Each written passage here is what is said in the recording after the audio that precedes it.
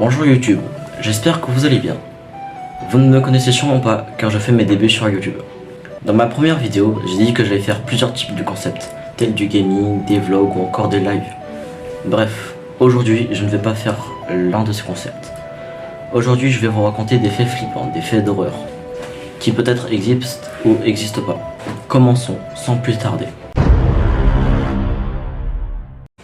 Dans son enfance, Jeff est arrivé dans une nouvelle maison. Il venait d'emménager. Quelques jours plus tard, ils ont été invités à une sorte de fête des voisins pour les accueillir. Et leur soirée, leur fête et tout. Tout s'est déroulé normalement. Jusqu'à un moment où Jeff est parti dans la maison. Il était peut-être juste. Et à un moment, il y a un jeune homme qui arrive. On va l'appeler Kevin. Kevin a cru que Jeff était en train de voler des choses. Donc Kevin, il lui a donné un gros coup de poing. Du coup Jeff, pour se défendre, il lui a donné un énorme coup de poing, encore plus fort que celui que Kevin lui a donné. Et ensuite Kevin est parti en sang. Donc la soirée, elle a continué et tout, comme si de rien n'était. À un moment, les parents de Jeff voient Kevin en sang et lui demandent pourquoi il est en sang. Du coup ils lui ont dit que Jeff lui avait frappé très très fort. Du coup les parents de Jeff sont partis le voir.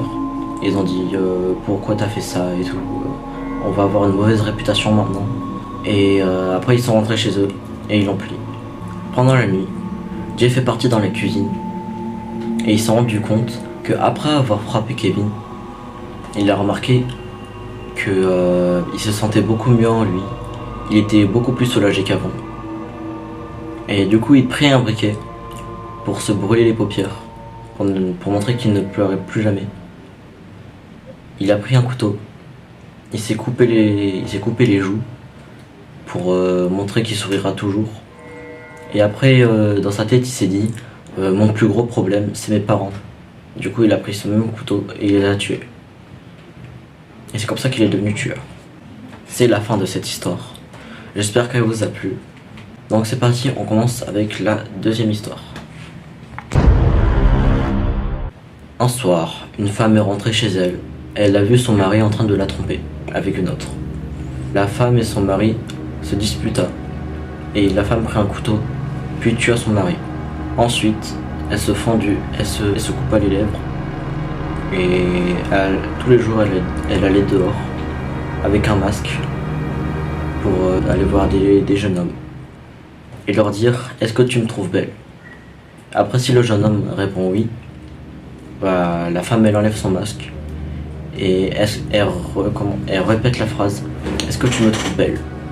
Si l'homme a le malheur de dire non, la femme le tue. Mais si l'homme dit oui, la femme le tue quand même. Parce que pour elle c'est un mensonge. Et même si les hommes de la ville y partent à l'autre bout du monde, la femme s'arrangera pour les tuer. Où qu'ils soient, les hommes sont morts. Ce sont des hommes morts. Cette histoire elle était terminée. Elle était un peu courte. Celle-là, je sais pas si elle est vraie ou fausse. Ça se trouve, elle est vraie. Et c'est parti, on enchaîne avec la troisième et dernière histoire. C'est un couple qui venait d'avoir leur bébé. Pendant quelques jours, leur vie allait bien, jusqu'à une nuit. Pendant la nuit, la femme entendit des bruits comme si quelqu'un mâchait quelque chose. Enfin, mangeait, grignotait.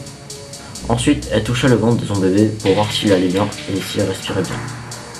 Tout va bien, le ventre du bébé se gonfle normalement, on se dégonfle comme il faut, le bébé va bien.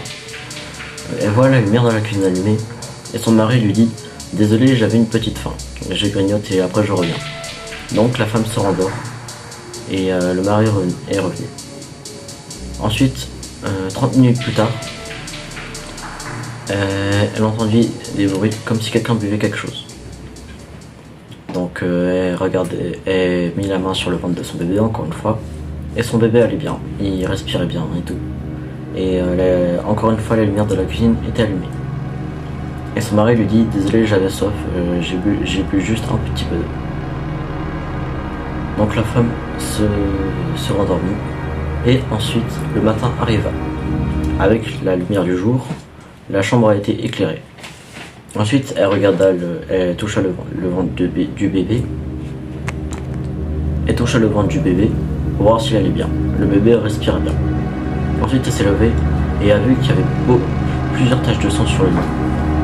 Donc, elle a regardé son bébé et ses membres étaient partis. Il restait juste sa tête et son ventre.